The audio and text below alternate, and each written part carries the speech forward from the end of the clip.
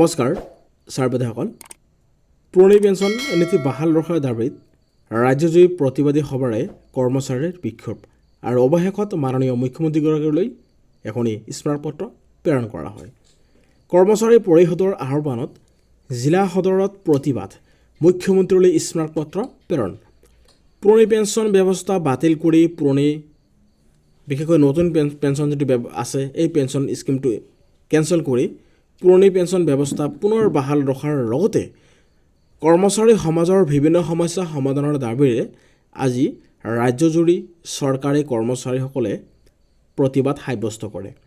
প্ৰতিখন জিলা সদৰতে বিয়লি ৩ বজাৰ পৰা ৫ বজালৈ ২ ঘণ্টীয়া প্ৰতিবাদী সভা অনুষ্ঠিত কৰি কৰ্মচাৰীসকলে বিক্ষোভ প্ৰদৰ্শন কৰে।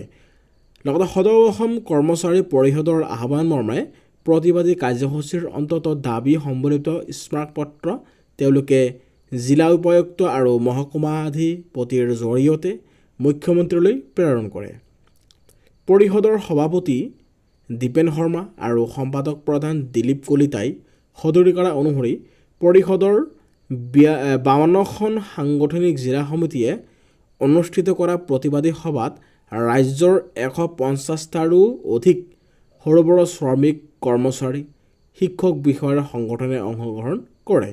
আলোচনাৰ মাধ্যমেৰেহে সমস্যাসমূহ সমাধানৰ মত পোষণ কৰি আহিছে বুলি উল্লেখ কৰি তেওঁলোকে কয় যে বহু সময়ত চৰকাৰৰ লগত হোৱা আলোচনাত বহু বিষয়ত সহমতত উপনীত হৈছে, কিন্তু দুৰ্ভাগ্যজনকভাৱে সহমতত উপনীত হোৱা বহু সমস্যা চৰকাৰে কিন্তু সমাধান কৰা নাই। ফলত কৰ্মচাৰী সমাজ ৰাজপথলৈ ওলাই আহিবলৈ বাধ্য হৈছে। পৰিষদৰ সভাপতি আৰু সম্পাদক প্ৰধানকেইগৰাকীয়ে এই বুলিও কয় যে ৰাজ্যখনত আন্দোলন বৰ্জিত পৰিৱেশ সৃষ্টি কৰাৰ ক্ষেত্ৰত চৰকাৰৰ ভূমিকা গুৰুত্বপূৰ্ণ।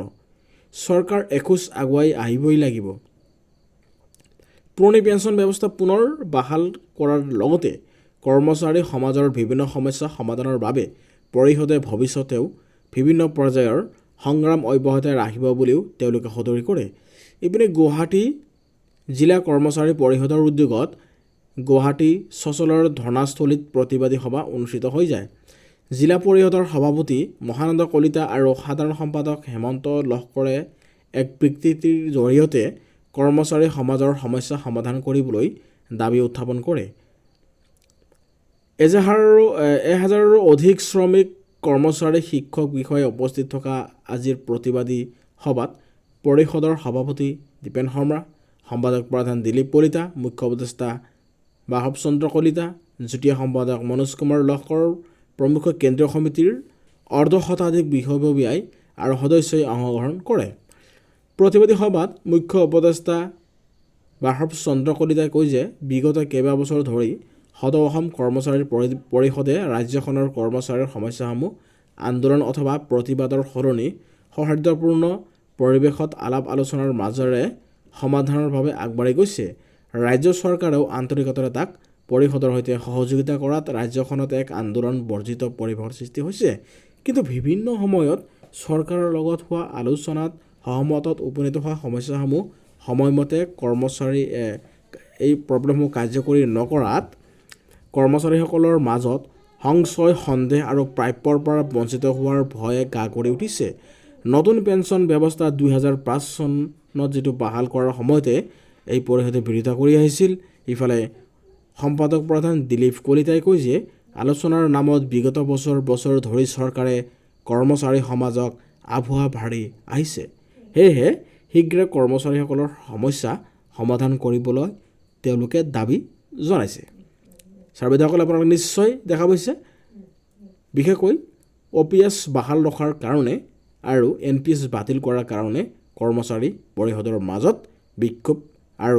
বিক্ষোভৰ মিছিল চলিছে আৰু বিশেষকৈ অন্যান্য ৰাজ্যসমূহত ইয়াৰ তীব্ৰ বিৰোধিতা হৈছে আৰু কিছুমান ৰাজ্যত OPS আকৌ বাহাল ৰাখিছে। আমাৰ অসমতো যাতে একেই আগৰ পুৰণা পেঞ্চন নীতি বাহাল ৰাখে তাৰ কাৰণে যি বলিষ্ঠ পদক্ষেপ লোৱা হৈছে এয়া এক পজিটিভ, এক বলিষ্ঠ পদক্ষেপ যাতে সকলো কৰ্মচাৰীসকলৰ পুৰণি পেঞ্চন ব্যৱস্থা বাহাল থাকে তাৰ কামনা কৰি আমাৰ এই ভিডিঅ'টো আজি সামৰণি মাৰিছোঁ। ধন্যবাদ। জয় আই অসম।